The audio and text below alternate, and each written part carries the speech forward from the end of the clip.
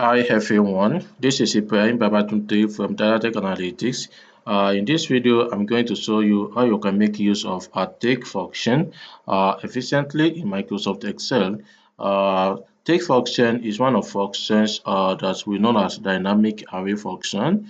And it can only available in Microsoft 365. If you don't use Microsoft 365, you might not able to use this function. And how it's being used, I'm going to show you in this video.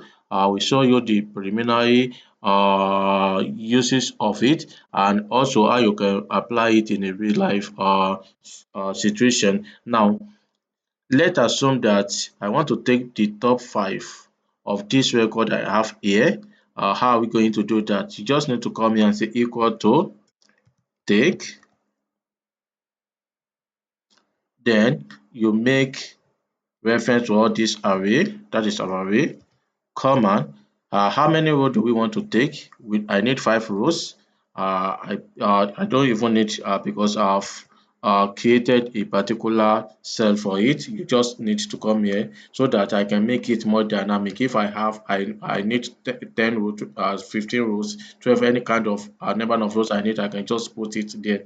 Then I make reference to this and I press enter button. You can see that as simple as this tick function has been able to extract these first 5 rows for us. The same thing that you can just use in Python, where you can just say add, okay, add, and by default it will give you 5 records, and if you need more than 5 records in Python, you just have to insert any number of rows that you need. Okay, now let's do the same thing for below. Let's assume that we want to take it from below. How are we going to do that? It's just a simple difference. Just equal to take,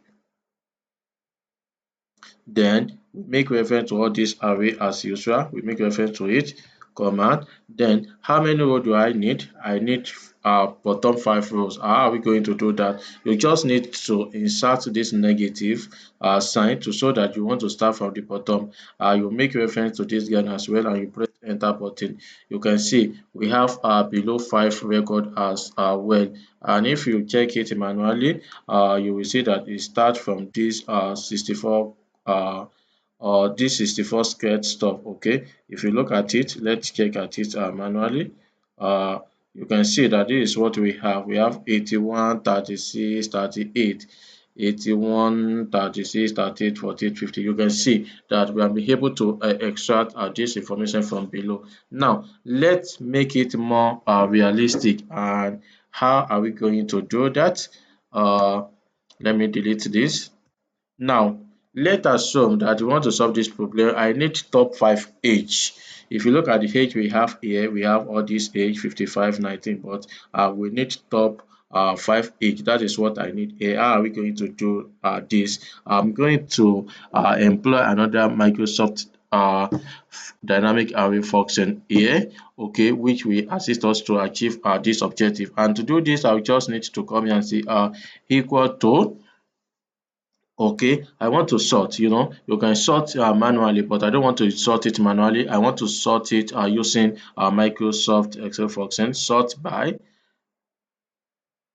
Okay, look at all this array down, command, then by array, by what I want to sort it, I want to sort by this age. You make reference to all this age. Okay, comma, then do you want it in ascending order or descending order? Okay, since it is the top I want to take first, then I can say I need this in descending order, and I will just double click this descending stuff, and you press enter button. You can see that it has arranged all this age for me from the highest age to the lowest age. You can see it has arranged them in ascending order. Okay, now what we need here is top 5. We need top 5 age.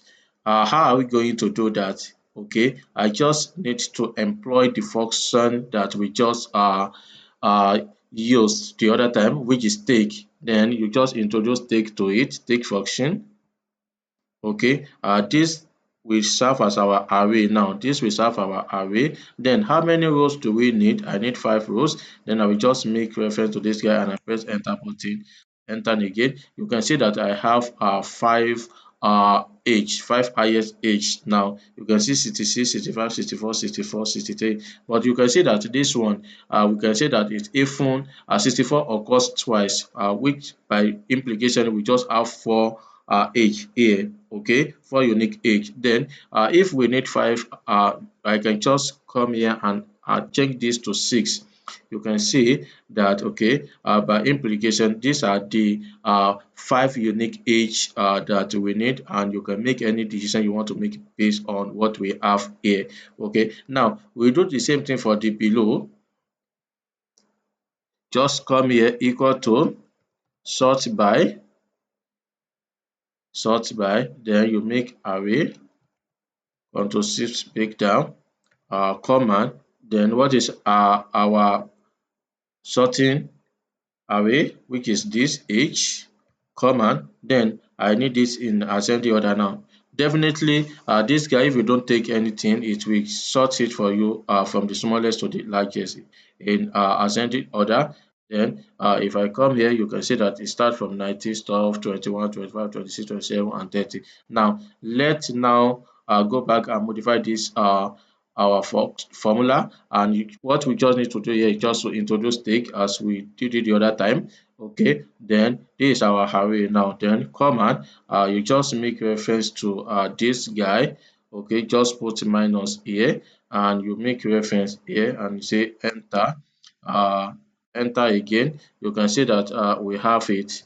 You can see what we have. Okay, this is top five, but what we have here, I deliberately disconnect this so that if I change this, this will also change. Okay, I've done something at the back of the scene. Okay, now if you look at what we have here now, you can see that we have six below age. Does it give us here?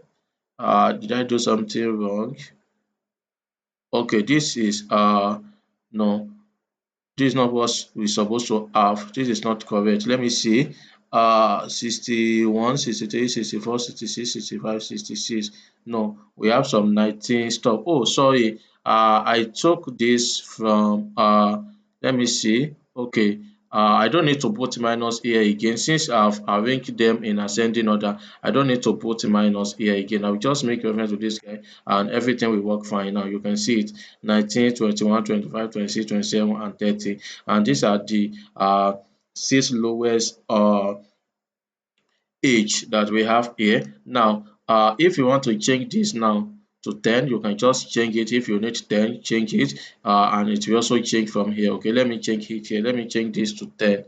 Okay, and then you can see that both are changed. You can use this to automate our work. We can use it to automate our work. Let me do something so that I can freeze this pane. Okay, go to fill, then I want to freeze the pane.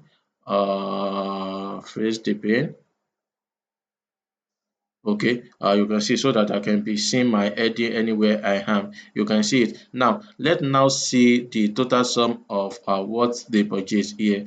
Let me say alt equals sign, enter. You can see that I have 588 here. Let me see what will happen here so that we can analyze our data based on each category.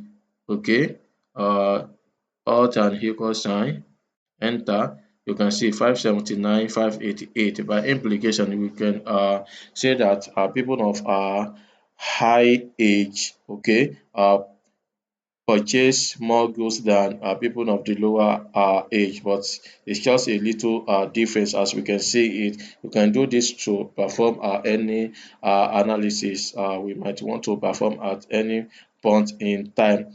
Okay, now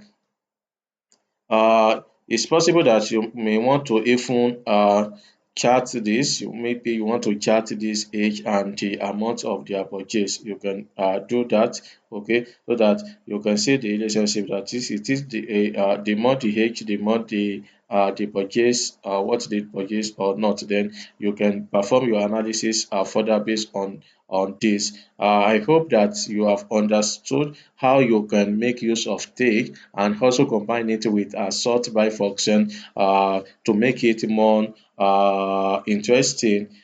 Please, if you have done this, if you have learn one or two things from this video and you have not subscribed to our channel and therefore to do so, that is only price you can pay for this knowledge. Till next time we meet, I may be Babatunde for the analytics. Bye for now.